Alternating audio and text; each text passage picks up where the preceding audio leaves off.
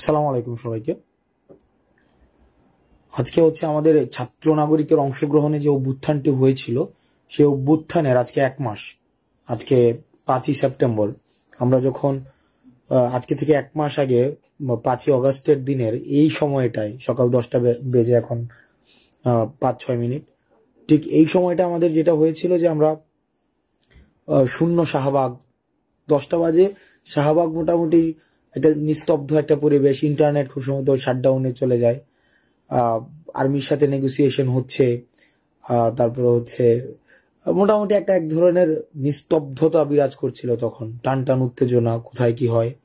এবং সেখানে সর্বপ্রথম আমরা যেটা খবর পেয়েছি ডিওএইচএস থেকে হচ্ছে প্রথম হচ্ছে একটা মিছিল বেরিয়ে যায় আর্মির ব্যারিকেড ভেঙে। পরবর্তীতে হচ্ছে উত্তরা থেকে যে মিছিলটা সেটা হচ্ছে ভেঙে যায়। তারপর হচ্ছে যে ঢাকার বিভিন্ন প্রান্ত থেকে লক্ষ লক্ষ ছাত্র নাগরিক রাস্তায় নেমে আসে এবং আমাদের যেই ফেসিস্ট একটা গভর্নমেন্ট ছিল সেই গভর্নমেন্টের আমরা পতন ঘটাতে সক্ষম হই। এবং এই 5ই অগাস্টের জন্য যে জীবনের বিনিময় মূল্য দিতে হয়েছে আমাদেরকে, আমার প্রচুর পরিমাণ জীবনের বিনিময় মূল্য দিতে হয়েছে 5ই অগাস্টের জন্য। আপনি দেখেন এটা গোজবাম হয়ে আমাদের যে এই 5ই অগাস্টের বিষয়টা, মানে আজকে 1 মাস চলে গিয়েছে। আমাদের অনেক চ্যালেঞ্জ ছিল 1 মাসের মধ্যে। এই 1 মাসে আমরা দেখেন মোটামুটি 5ই অগাস্ট থেকে আজকে 5 সেপ্টেম্বর পর্যন্ত একটা দিনও দেখেন 30 দিনে অন্তত আমাদের 300 বা তারও বেশি আন্দোলন হয়েছে বিভিন্ন ইস্যুতে। গত 30 দিনে প্রত্যেক দিনই কোনো না কোনো ইস্যুতে আন্দোলন হয়েছে, মানুষ আসছে, মানুষ রাস্তায় কথা বলছে। তো এই যে রাষ্ট্র এতদিন পর্যন্ত ঝেঁকে বসেছিল, রাষ্ট্র এতদিন পর্যন্ত যে একটা সংকটের মধ্য দিয়ে যাচ্ছিল এবং রাষ্ট্রটা আমাদের দেখতে যেমন মনে হচ্ছিল আসলে যে রাষ্ট্রটা তেমন না, গত 1 মাসে সেটা প্রমাণিত হয়েছে। এই যে মানুষ রাস্তায় নেমে আসছে, মানুষ প্রবলেম নিয়ে কথা বলছে, তাদের দাবি নিয়ে কথা বলছে, গত 16 বছর পারতো না।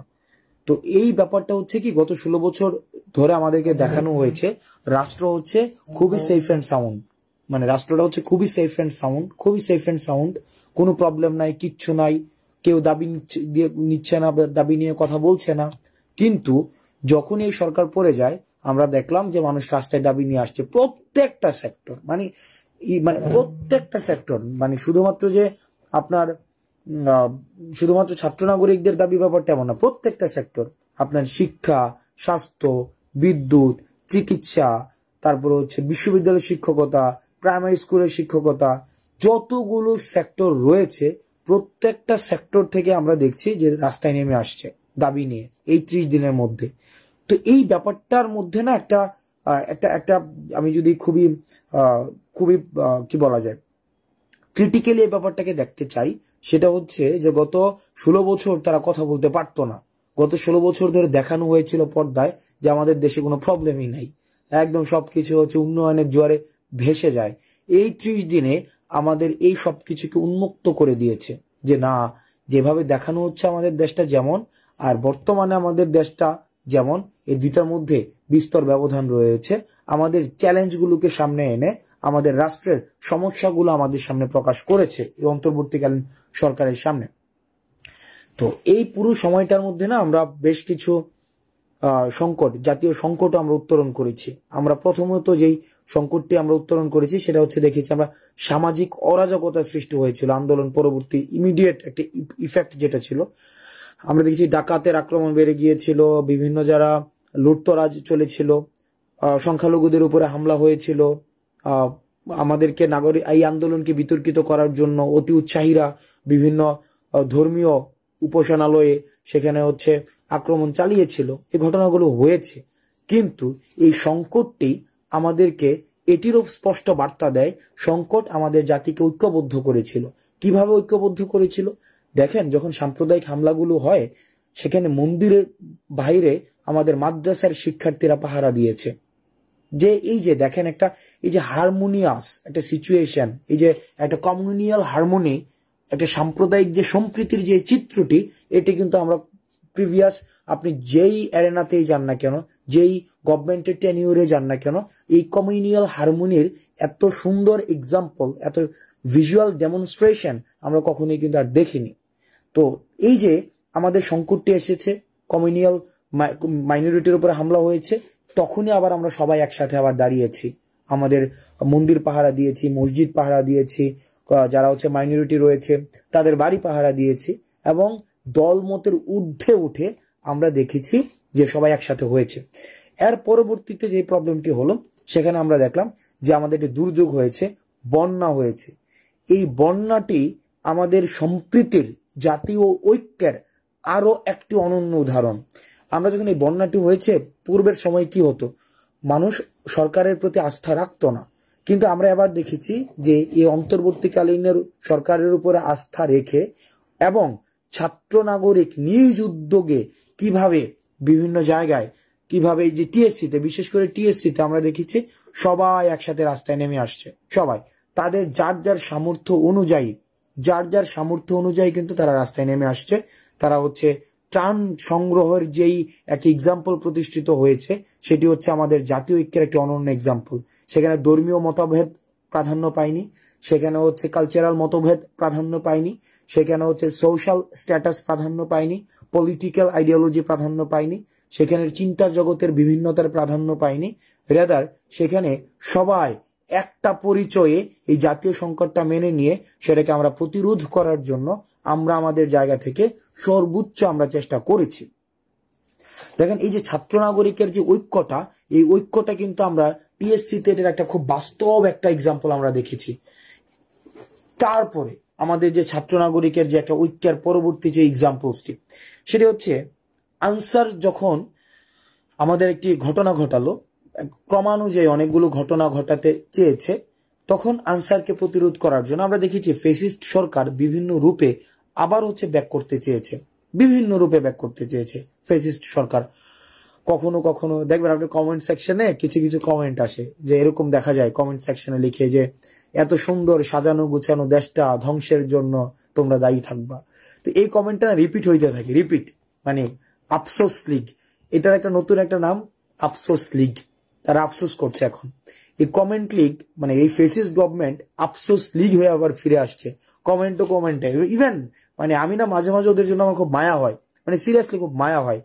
এই কারণে মায়া হয়, সেটা হচ্ছে যেটা ক্রিয়েটিভ নিজে একটা কিছু লিখবে সেটাও লিখে না। ওই আগে যেভাবে বড় ভাইয়ের পা ছাড়তো, ওই বড় ভাই একটা স্ট্যাটাস দিলে সেটাকে হচ্ছে কমেন্ট করে করে দিত, ঠিক একইভাবে কপি পেস্ট করে করে দিত, ঠিক একইভাবে ওই কমেন্টটা এখন কপি পেস্ট করে করে চালাচ্ছে। তো আল্লাহ যদি কপি পেস্টের মানে তোমার এই কপি পেস্ট যদি পৃথিবীতে না থাকতো, তাহলে আফসোস লীগের আসলে খুব ঝামেলা হয়ে যাইতো।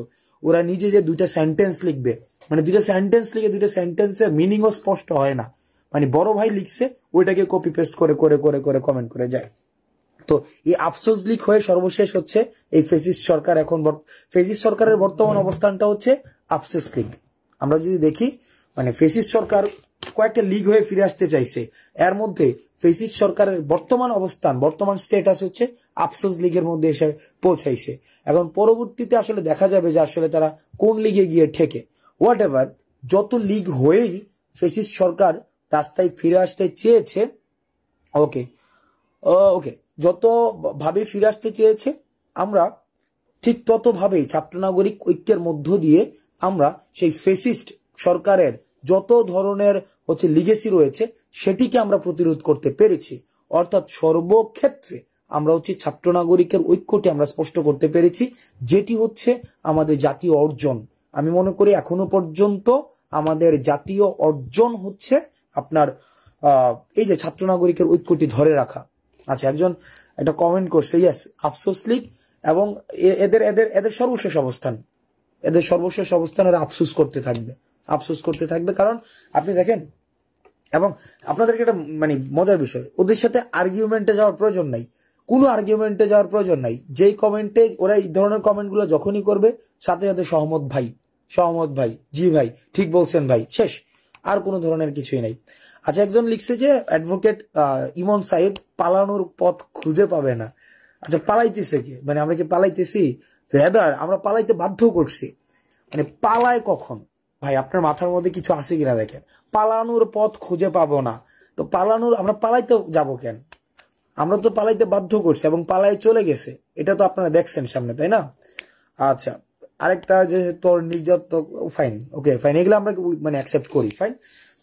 তো একটা জিনিস দেখেন, এখন বর্তমানে আজকের জায়গায় দাঁড়িয়ে আপনি দেখেন 5ই অগস্টের এই সময়টায় মোটামুটি হচ্ছে আমাদের কাছে খবর আসা শুরু হয়েছিল যে শেখ হাসিনার পতন ঘটবে। তো শেখ হাসিনার পতন ঘটানোর জন্য আমাদের কিন্তু ইউনাইটেড থাকতে হয়েছে, ইউনাইটেড। এখন আজকের এই জায়গায় এসে দাঁড়িয়ে, এই যে আজকে এখন আমি যখন কথা বলছি, এই জায়গায় দাঁড়িয়ে এসে দেখবেন আমাদেরকে বিভাজন করার বিভিন্ন ধরনের পরিকল্পনা চলছে, মানে আমাদেরকে কিভাবে বিভাজিত করা যায় আপনি খেয়াল করে দেখবেন, বিভিন্ন ধরনের বিভাজন করার। যেমন আজকে আমরা একটা প্রোগ্রাম দিয়েছি আমাদের ছাত্র নাগরিকে, এর সাথে সাথে আফসোস লীগের একটা প্রোগ্রাম আবার বিভিন্ন জায়গায় আমরা দেখছি দাঁড় করানোর চেষ্টা করা হচ্ছে। আবার দেখেন আমাদের মধ্যে ইনস্টিটিউশনাল ডিফারেন্স ক্রিয়েট করার চেষ্টা করা হচ্ছে, ইনস্টিটিউশনাল ডিফারেন্স, আমাদের মধ্যে বিভিন্ন সমন্বয়ক সহ-সমন্বয়ক পরিচয় ডিফারেন্স ক্রিয়েট করার চেষ্টা করা হচ্ছে। এই যে ডিফারেন্স গুলো ক্রিয়েট করা হচ্ছে না, এই ডিফারেন্স গুলো ক্রিয়েট করার মধ্য দিয়ে আমাদের ঐক্যটাকে ভেঙে দেওয়ার চেষ্টা করা হচ্ছে। একটা জিনিস মনে রাখবেন, কোন জিনিস যখন একটা কনস্ট্রাকশন হয় তখন ডিস্ট্রাকশনের সময় মানুষ একসাথে হয়ে যায়, মানে এটা হচ্ছে সাইকোলজি। যখন ডিস্ট্রাকশন হয় তখন মানুষ একসাথে হয়ে যায়, ভাঙনের সময় একসাথে হয়ে যায়। যেমন আমরা যখন দেখলাম 1947 হয়েছে, 1947 তখন আমরা সবাই একসাথে হয়েছিলাম, কিন্তু পরবর্তীতে আবার কিন্তু ভাগ হয়ে গেছিলাম গঠনের সময়। আবার 1971-এ আমরা দেখলাম কি, যখন আমরা আবার ভাঙনের প্রশ্ন আসছে সবাই আমরা একসাথে হয়েছি, কিন্তু আবার পুনর্গঠনের প্রশ্ন যখন আসছিল তখন আমাদেরকে আবার বিভাজিত করে ফেলা হয়েছিল। আবার আপনি দেখেন আমাদের গণ অভ্যুত্থানের সময় 90-এর গণ অভ্যুত্থানে কি হয়েছিল, সবাই একসাথে আসছিল, একসাথে এসে আমাদের ফেসিস্ট একসাথে পতন ঘটিয়েছিল। কিন্তু আবার যখন রাষ্ট্র পুনর্গঠনের প্রশ্ন আসছে তখন আবার দেখেন আবার বিভাজিত হয়ে গিয়েছিল। আবার দেখেন 2024-এ কি হয়েছে, আমরা সবাই একসাথে আসছি, সবাই একসাথে। এখন যখন রাষ্ট্র পুনর্গঠনের প্রশ্ন আসছে, এখন দেখবেন কত বিভাজনের প্রশ্ন, কত যে বিভাজন, সেটা মানে আমি দেখলাম যে মানে হিউজ পরিমাণ বিভাজন। আপনাদেরকে মাথায় রাখতে হবে, এই যে বিভাজনের পলিটিক্স, এই বিভাজনের যে রাজনীতি, এই রাজনীতি করার মধ্য দিয়ে আপনার ঐক্যটাকে নষ্ট করে দেওয়া হয়। আর যখনই বিভাজনের রাজনীতি প্রতিষ্ঠিত করে রাখা যায় তখনই সেই জায়গা থেকে ফেসিজমের উৎপত্তি ঘটে। যখনই বিভাজনের রাজনীতি আপনার প্রতিষ্ঠিত হয় তখনই হচ্ছে ফেসিস্ট সরকার সত্যি ডিভাইড অ্যান্ড রুল পলিসি সেখানে হচ্ছে আপনার ইমপ্লিমেন্ট করতে পারে। সেই ইমপ্লিমেন্টের জায়গা থেকে আমাদের যে কাজটি করতে হবে, যদি আমরা এই ট্র্যাপে পা দেই, যে বিভাজনের রাজনীতিতে পা দেই, যে আমরা সিনিয়র ওরা জুনিয়র, আমাদের হচ্ছে আইডিওলজি বেস্ট আইডিওলজি, আরেক ধরনের আইডিওলজি হচ্ছে ওয়ার্স্ট আইডিওলজি, এই ধরনের যদি আর্গুমেন্টে যাই তাহলে যে প্রবলেমটা হবে সেটা হচ্ছে আমাদের জাতীয় ঐক্যটি নষ্ট হবে। এবং জাতীয় ঐক্যটি যদি নষ্ট হয় তাহলে সেক্ষেত্রে এটা প্র্যাকটিক্যালি ইম্পসিবল আমরা যেই লক্ষ্যে, যে উদ্দেশ্যে রাষ্ট্র পুনর্গঠনের জন্য, রাষ্ট্র সংস্কারের জন্য যে আন্দোলনটি আমরা করেছি, সেই আন্দোলনটি আসলে হচ্ছে যে স্পিরিটটি ছিল, স্পিরিটটি নষ্ট হবে। আমাদের মূল কাজ যেটি, সেটি হচ্ছে জাতীয় ঐক্যটি ধরে রাখা, এটি হচ্ছে আমাদের মূল কাজ এবং প্রধান কাজ। জাতীয় ঐক্যকে কখনোই বিনষ্ট করে আমাদের কোনোভাবেই আমাদের এগিয়ে যাওয়া সম্ভব নয়। আমাদের জাতীয় ঐক্য, আমি আপনাদেরকে বলবো, আমাদের বেশিরভাগ হচ্ছে তরুণ প্রজন্ম যারা হচ্ছে মেধার চর্চা করে, পড়াশোনার চর্চা করে, জেড প্রজন্ম, জেনারেশন জেড, আমরা দেখেছি যারা বার্ধক্যের শৃঙ্খলে আবদ্ধ, তারা কথা শুনতে চায় না, তারা একটা চিন্তাধারা নিয়ন্ত্রিত হয়, কিন্তু তারা হচ্ছে রিয়েক্টিভ মানুষ। অন দ্য আদার হ্যান্ড আমরা যারা নতুন প্রজন্মের মানুষ, আমরা কিন্তু রিয়েক্টিভ না, রাদার আমরা রিসিপটিভ। আমরা যেহেতু রিসিপটিভ, আরেকজনের চিন্তাকে আমরা শুনতে পারি, আমরা ডিসকাশনের টেবিলে আসতে পারি, আমরা কথা বলতে পারি, কথা বলার মধ্য দিয়ে আমাদের ঐক্যমত্যের জায়গাটাকে শক্তি ধরে আমরা জাতীয় স্বার্থে আমরা এগিয়ে যেতে পারি। সুতরাং আমাদের জাতীয় ঐক্যের প্রশ্নে, আমাদের জাতীয় স্বার্থের প্রশ্নে, আমাদের রাষ্ট্র পুনর্গঠনের প্রশ্নে, আমাদের রাষ্ট্র সংস্কারের প্রশ্নে, আমাদের যে রাষ্ট্রের যেই প্রতিষ্ঠানগুলো রয়েছে, শিক্ষা খাত, স্বাস্থ্য খাত, জুডিশিয়ারি, আমাদের অ্যাডমিনিস্ট্রেশন, আমাদের পুলিশ, এগুলো যতদিন না পর্যন্ত রিঅ্যাক্টিভেটেড প্রপারলি হচ্ছে, রাষ্ট্র একটা স্টেবল সিচুয়েশনে আসছে, আমরা রাষ্ট্রকে যে উদ্দেশ্যে আমরা এই গণ অভ্যুত্থানটি ছাত্র নাগরিক ঘটিয়েছিল যতদিন না পর্যন্ত সেই সেই লক্ষ্যটি অর্জন হচ্ছে ততদিন পর্যন্ত আমাদের জাতীয় ঐক্যের কোনো বিকল্প নেই। এবং এই পুনর্গঠিত রাষ্ট্রের ধারাবাহিকতা অব্যাহত রাখার জন্য আমাদের জাতীয় ঐক্যের কোনো ধরনের বিকল্প নেই, কোনো ধরনের বিকল্প নেই। সেই জায়গা থেকে আপনাদের প্রতি অনুরোধ করব, যারা বিভাজনের রাজনীতি করতে আসবে, যারা বিভাজনের রাজনীতি আপনার মধ্যে পিনাট্রেট করবে, পিনাট্রেশনটা বিভিন্নভাবে হইতে পারে। এই পিনাট্রেশনটা বিভিন্নভাবে হইতে পারে। একটা কিভাবে হইতে পারে, যে আপনার মধ্যে প্রাতিষ্ঠানিক বিভাজন করে দিতে পারে, পাবলিক প্রাইভেট ইউনিভার্সিটির আলাপ নিয়ে আসতে পারে, আপনার মাদ্রাসা পড়ুয়া কলেজ পড়ুয়ার আলাপ নিয়ে আসতে পারে। খুব সিম্পল, বিভাজনের রাজনীতি পিনাট্রেট করা খুবই সহজ।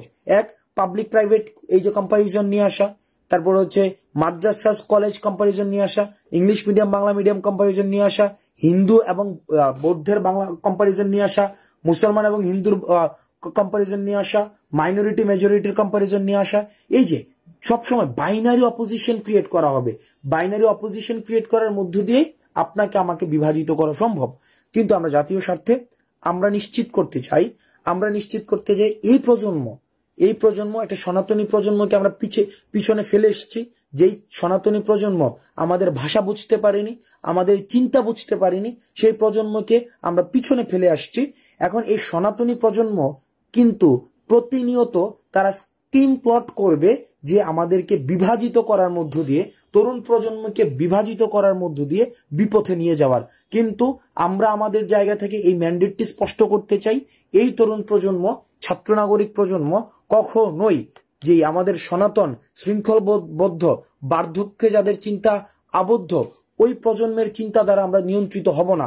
রেদার আমরা জাতীয় ঐক্যের প্রশ্নে, জাতীয় ঐক্যের স্বার্থে যেভাবে গত 5ই আগস্ট আমরা শেখ হাসিনাকে, আমরা বাংলাদেশ থেকে আমরা ফেসিজমকে সিম্বলিক, শেখ হাসিনার যে ফেসিজমের যে একটি এনকম্পাসিং একটি হচ্ছে আউটলেয়ার তৈরি করেছিল সারা বাংলাদেশে, সেটাকে যেভাবে আমরা উৎখাত করেছি, ঠিক একইভাবে তখন কিন্তু দেখেন আমরা যখন ফেসিজমের পতন করেছি তখন কিন্তু আমাদের এই প্রাইভেট পাবলিক মাদ্রাসা college, English medium Bangla medium school college, ধনী গরিব, আওয়ামী বিএনপি, এই ধরনের কোন ধরনের আপনার আলাপ কিন্তু আসে নাই, অর্থাৎ বাইনারি পলিটিক্স কিন্তু আসে নাই। রেদার আমাদের যেটা এসেছিল সেটা হচ্ছে আমরা ঐক্যের প্রশ্নে আমরা স্থির ছিলাম এবং রাষ্ট্রের ফেসিস্ট মুক্ত করার জন্য স্থির ছিলাম। এই যে আন্দোলনের স্পিরিট, এই আন্দোলনের স্পিরিটটি আমাদের রাখতে হবে। আদারওয়াইজ আমাদেরকে বিপথে নিয়ে যাওয়া অনেক সহজ। বিভাজন যখন করা হবে তখন শাসক বা ক্ষমতা আপনাকে ঝেঁকে ধরা সহজ। সেজন্য আপনাদের কাছে অনুরোধ থাকবে যে আমরা কখনোই যেন বিভাজনের কোন ধরনের যে রাজনীতি, সেই বিভাজনের রাজনীতিতে যেন আমরা কখনোই আমরা সুযোগ না দিই। সর্বশেষ আমাদের 5ই আগস্ট আজকের এই সময়ে মোটামুটি বলা যায় কত বাজে, 10:30 বাজে, 10:30 বাজে আর 2 ঘন্টা আমার গোজ বাম্পস হচ্ছে। এই সময়ে আমরা বিভিন্ন জায়গা থেকে আমরা নেমে আসছিলাম, ঠিক এই সময়টা খুব সম্ভবত বৃষ্টির পরপরই এই সময়টায় মানুষ বিভিন্ন জায়গা থেকে নেমে আসা শুরু হয়। সো 1 মাস হয়ে গিয়েছে, দীর্ঘ 1 মাস। আমাদের কাছে মনে হইতেছে যে 1 মাস সময় জাস্ট এটা মানে লাস্ট ব্যাপারটা হয়েছে কি, একদিন করে ভাগ করারও সময় পাই নাই। 24 ঘন্টা একদিন এরকম ছিল না। এক ঘুম থেকে আরেক ঘুমের পার্থক্য এমন হয়েছে 45 ঘন্টা। মানে একটা ঘুম একবার ঘুমাইছি, পরবর্তী ঘুম মাঝের যে সময়টা সেখানে গিয়েছে হয়তো 60 ঘন্টা চলে গেছে, 45 ঘন্টা চলে গেছে, এরকম মানে কনস্ট্যান্ট হয়েছে। তো তার মানে হচ্ছে পুরা সময়টার মধ্যে দেখা যাবে আমি যদি সেক্টর করি মোটামুটি হয়তো 15 বার অথবা 18 বার হয়তো ঘুমের সুযোগ হয়েছে। তো আপনাদের কাছে আমাদের অনুরোধ থাকবে, এই প্রজন্মটা যারা আছে, বিশেষ করে ছাত্র এবং নাগরিক এবং হচ্ছে অভিভাবক প্রজন্ম, আপনারা জানেন দ্বিবিভাজনের রাজনীতি কি পরিমাণ জটিল, কি পরিমাণ হচ্ছে আপনাকে ঝেঁকে বসে। সুতরাং দ্বিবিভাজনের রাজনীতির পুনরাবৃত্তি আমরা কখনোই আর ঘটাতে চাই না। রাদার আমরা ঐক্যের রাজনীতিকে আমরা ইন্ট্রোডিউস করতে চাই। আজকে আমাদের হচ্ছে 3টার দিকে ঢাকা বিশ্ববিদ্যালয়ের রাজু ভাস্কর্য থেকে আমাদের শহীদি মার্চ কর্মসূচি হবে এবং শহীদি মার্চ আমরা যেটা করব সেটা হচ্ছে শহীদি মার্চ ঢাকা বিশ্ববিদ্যালয় থেকে সংসদ ভবন হয়ে আমরা হচ্ছে শহীদ মিনারে আমরা আসব এবং যারা শহীদ হয়েছে তাদেরকে আমরা স্মরণ করব। আমাদের হাতে বিভিন্ন ফেস্টুন থাকবে, প্ল্যাকার্ড থাকবে, ব্যানার থাকবে, যেটির মধ্য দিয়ে 24-এর তাৎপর্যকে প্রতিষ্ঠিত করার জন্য 24-এর তাৎপর্যকে, মাহাত্ম্যকে আমরা জাতির সামনে তুলে ধরবো।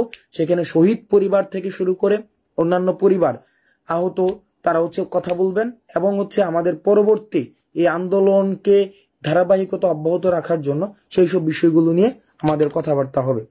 Okay fine. আজকে আমি নর্মালি কখনোই কমেন্ট পড়ি না, নেভার মানে কমেন্ট পড়ি না, কারণ আমি জানি কমেন্ট একটা অংশ করে পরে এর একটা সেন্টেন্স ঠিকভাবে লিখতে পারে না। মানে একটা সেন্টেন্স কিভাবে লিখতে হয় এই আইডিয়াটাও নাই, এটা সেন্টেন্সের যে বেসিক বিষয়গুলোও নাই। সো ওই বড় ভাই একটা কমেন্ট করছে, ওইটাকে কপি করে পেস্ট করে আমি কিছু আজকে কমেন্ট পড়ি, গালাগালির কমেন্ট অফকোর্স। ওকে ওকে ফাইন। একটা বিষয় আসছে যেটা যে গতকাল নাহিদ স্পষ্ট করে দিছে ফেসিস্ট। আপনি যখন দেখবেন জার্মানিতে, ইতালিতে যেটা হয়, আমরা বলি যে মানবাধিকার মানবাধিকার, অফকোর্স, কিন্তু কাদের জন্য মানবাধিকার, কাদের জন্য মৌলিক অধিকার? জার্মানিতে, ইতালিতে আমরা দেখেছি যে যারা নাৎসি পার্টি, দেখেন নাৎসি পার্টি কি জার্মানিতে রাজনীতি করতে পারে? পারে না। এখন আওয়ামী লীগ পরবর্তী রাজনীতি করবে কি করবে না, এটার পূর্বে আমাদের গুরুত্বপূর্ণ সিদ্ধান্ত আওয়ামী লীগের বিচার নিশ্চিত করতে হবে।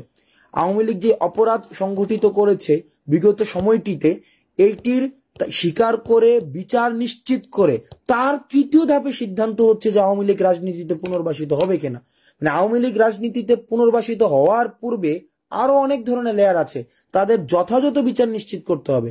বিচার নিশ্চিত করার পরে জনতা নির্ধারণ করবে যে তারা রাজনীতি করবে কি করবে না। আচ্ছা, তারপরে আপনাদের যদি কোনো কনস্ট্রাকটিভ কোয়েশ্চেন থাকে আপনারা কোয়েশ্চেন করতে পারেন। আর আপনারা যেই গালাগালি করেন আমার মজা লাগে, মানে খুবই মজা লাগে যে মানুষ গালাগালি করতেছে, ইন্টারেস্টিং জিনিস, যেটা ডিস্টেন্টলি কোনো ধরনের রিলেশন নাই, মানে কোনো ধরনের ফ্যাক্টের সাথে আপনাদের যে পাসিং কমেন্ট এর কোনো ধরনের মানে রিলেটেড না, ডিস্টেন্টলি রিলেটেড। ওকে, ইয়েস 24কে একটি মিউজিয়াম, ইয়েস 24 উপলক্ষে আমরা বলেছি যে আমাদের গণভবনটি ছিল যেখানে ফেসিজমের আখড়া হয়েছিল, এবং আমরা দেখেছি যে গণভবনমুখী সবাই থাকতো। একটা পর্যায় পর্যন্ত আমরা দেখেছি সবাই গণভবনমুখী। আমরা দেখেছি যে ডিভোর্স হয়েছে, সেও গণভবনে প্রধানমন্ত্রীর দৃষ্টি আকর্ষণ করছে। পূর্বাচলে কারোর প্লট লাগবে, তাকেও আমরা দেখেছি গণভবনে প্রধানমন্ত্রীর দৃষ্টি আকর্ষণ করছে। একদম পঞ্চগড়ে কারো একটা ব্যক্তিগত প্রবলেম, সেইটাও গণভবনে প্রধানমন্ত্রীর দৃষ্টি আকর্ষণ করছে। অর্থাৎ এই গণভবনটাই ছিল ফেসিজমের একটা আখড়া। এই গণভবনটা আমরা মিউজিয়াম করার জন্য, স্থায়ীভাবে মিউজিয়াম করার জন্য সেটা আমরা প্রস্তাব করব, এবং আমরা সেটা নিশ্চিত করতে চাই। তারপরে ইয়েস সকল প্রকার দুর্নীতির অবসান নিশ্চিতভাবে, এটা আমাদের ম্যান্ডেট ভাই। সকল প্রকার দুর্নীতির অবসান অবশ্যই নিশ্চিত করতে হবে। তো একটা জিনিস আপনাদের কাছে বলি, আমাদের গত 1 মাসের কিছু অভিজ্ঞতা হয়েছে, একটা ইন্টারেস্টিং অভিজ্ঞতা আপনাদেরকে বলি, খুবই ইন্টারেস্টিং অভিজ্ঞতা। সেটা মানুষ এক অদ্ভুত কারণে মনে করে একটা বিষয়, সেটা যে আমরা চাকরি দিতে পারি, আমরা প্রমোশন দিতে পারি, আমরা প্রমোশন থেকে কাউকে বাদ দিতে পারি। এটা মানুষের এই ধারণাটা হয়েছে। কেন হয়েছে, কিভাবে খেয়াল করেন? কারণ অতীতের সরকারের যারা ছিল, তাদের যে ছাত্র সংগঠনগুলো ছিল, তারা এই তদবির, টেন্ডারবাজি, চাঁদাবাজি, সিট দখল, এই কাজগুলোর সাথে যুক্ত ছিল। এখন মনস্তাত্ত্বিক ভাবে একটা মানুষের ধারণা তৈরি হয়েছে, যেহেতু আমরা কি ছাত্র প্রতিনিধি বা আমরা ছাত্র সমন্বয় করছি, আমরাও হয়তো এখন ওই যে টেন্ডারবাজি, চাঁদাবাজি, তদবির, এই কাজগুলো হয়তো আমরা করছি। আপনাদের কাছে স্পষ্ট করে বলতে চাই, কোনো ধরনের তদবিরের এখতিয়ার ছাত্র নাগরিকের নাই। আপনি যতটা স্টেক হোল্ড করেন, আমি ঠিক ততটাই স্টেক হোল্ড করি। এই যে আপনারা আসেন বিভিন্ন ভাবে যে ভাই আমি আন্দোলনে ছিলাম, আমার যদি এই প্রমোশনটা নিশ্চিত করে দেন, আমি আন্দোলনটা ছিলাম, আমার ভাইয়ের এই চাকরিটা যদি নিশ্চিত করে দেন।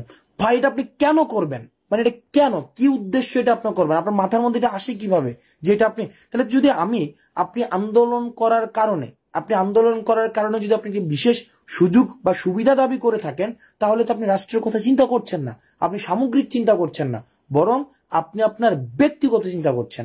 যারা ব্যক্তিগত চিন্তা করে তাদের কাছে আমি প্রশ্ন রাখতে চাই, যদি 5 আগস্ট আপনার ঘটনাটি না ঘটতো, শেখ হাসিনা যদি না পালাই যাইতো, তাইলে আপনি দাবি করতেন কিনা যে আপনি আন্দোলনটি করছিলেন? তখন কিন্তু আপনি দাবি করতেন না যে আপনি আন্দোলন করছিলেন, বরং আন্দোলনকে সমালোচনা করে আপনি কথা লিখতেন আর আমরা জেলে থাকতাম। সুতরাং যারা তদবির নিয়ে আসেন, যারা বিভিন্ন দাবি নিয়ে আসেন, এটা পোস্ট প্রমোশন এগুলা নিয়ে আসেন, এগুলো ছাত্র নাগরিকের কাজ না। আমি আবারও বলছি, এগুলো ছাত্র নাগরিকের কাজ না। আপনারা ছাত্রদেরকে এভাবে বিতর্কিত করার কোনো প্রয়োজন নাই। আপনাদের সিস্টেম ডেভেলপ করলে সিস্টেমের কাছে আপনারা আবেদন করবেন, সিস্টেম হচ্ছে সব কাজ করবে।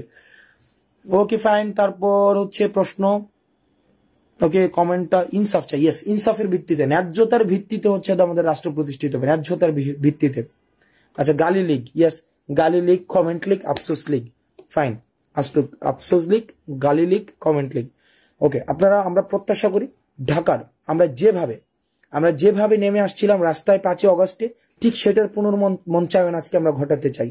একইভাবে সেটার পুনর্মঞ্চায়ন, সেই পুনর্মঞ্চায়নের মধ্য দিয়ে আমরা একটি বার্তা দিতে চাই যে আমাদের যারা 5ই অগস্টে ফ্যাসিস্ট সরকারকে পতন করতে পেরেছি, ঠিক একইভাবে আমরা জাতীয় ঐক্যটি দেখিয়ে আমরা যারা টেন্ডারবাজি করছে, চাঁদাবাজি করছে, যারা ঘুষ বাণিজ্য করছে, যারা আবার এক ধরনের অরাজকতার রাজনীতি প্রচলন করার চেষ্টা করছে, যারা গণমাধ্যমের স্বাধীনতাকে টুটি চেপে ধরার চেষ্টা করছে, তাদের কাছে আজকে আমরা বার্তা দিতে চাই যে তোমরা আমাদের জাতীয় ঐক্য নষ্ট যেভাবে করতে চাচ্ছ, ব্যাপারটি এমন না।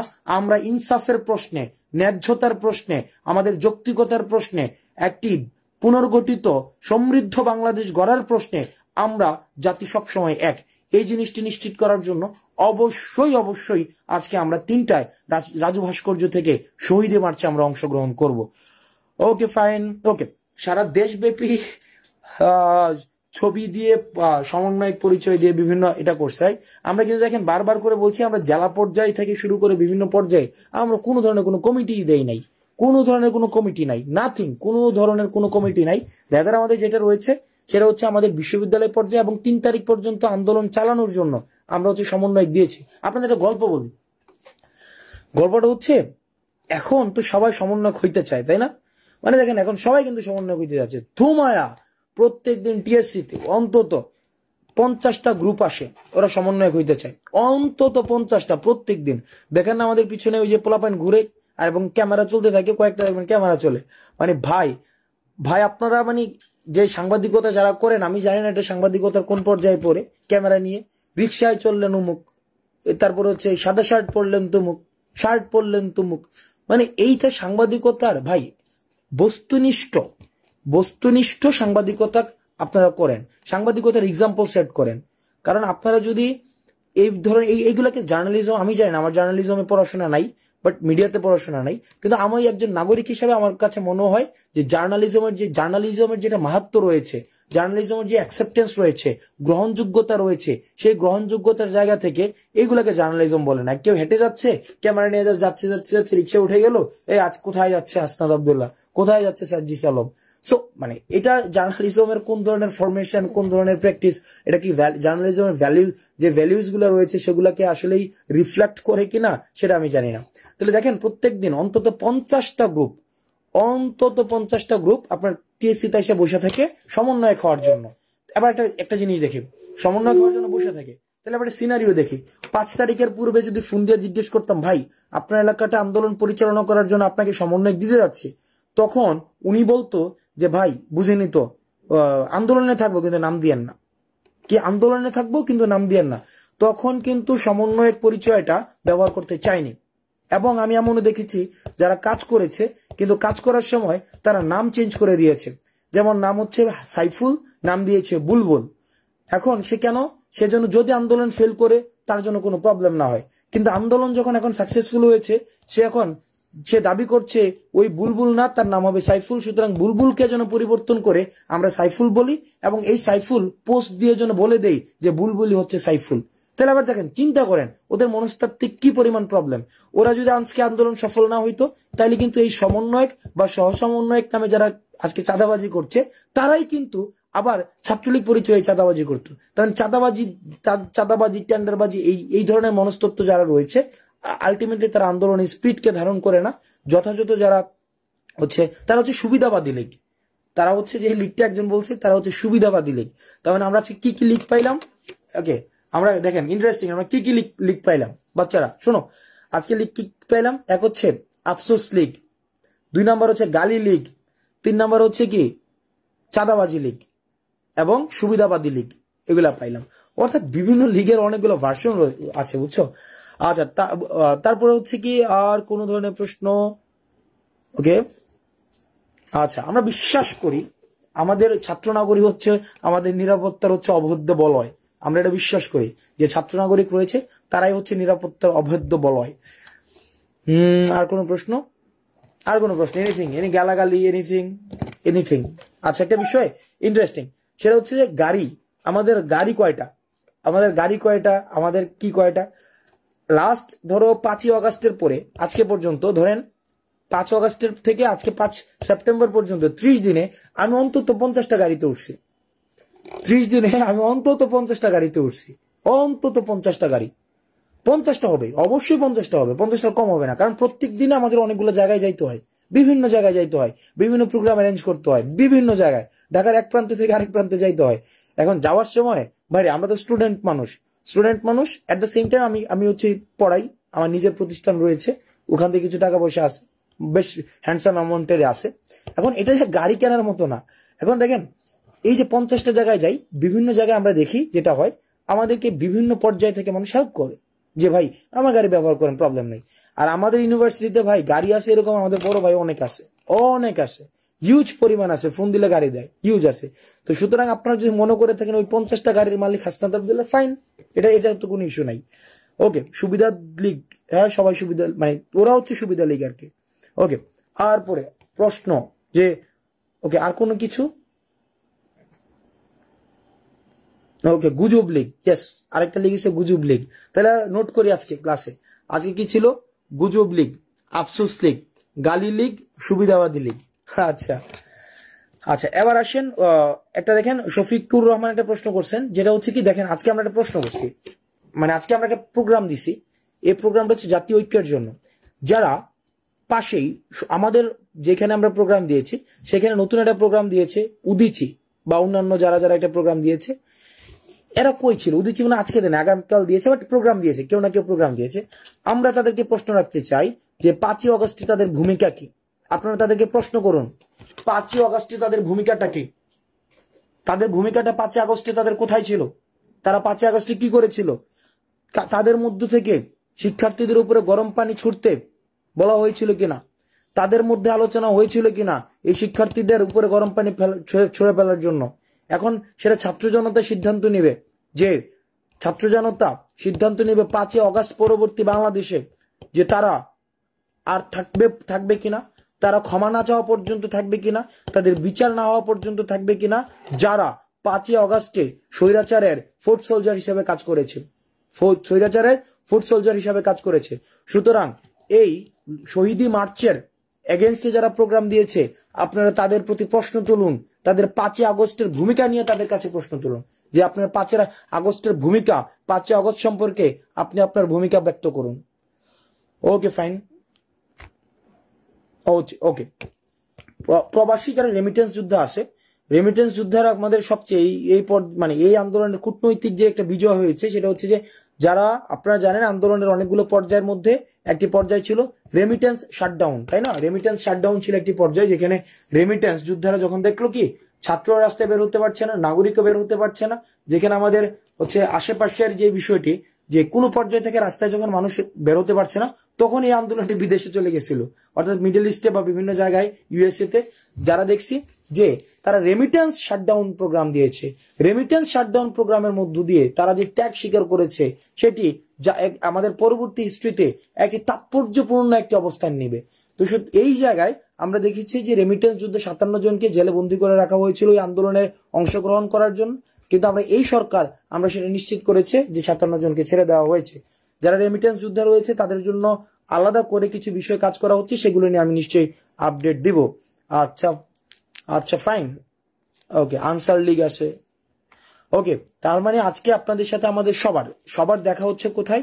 5ই অগস্টে, 5ই সেপ্টেম্বর আজকে 3টার দিকে রাজু ভাস্কর্যে আমাদের দেখা হচ্ছে। 5ই অগস্টের পুনর্মঞ্চায়ন হবে আজকে 5ই সেপ্টেম্বর। সবার সাথে দেখা হচ্ছে। সালামু আলাইকুম।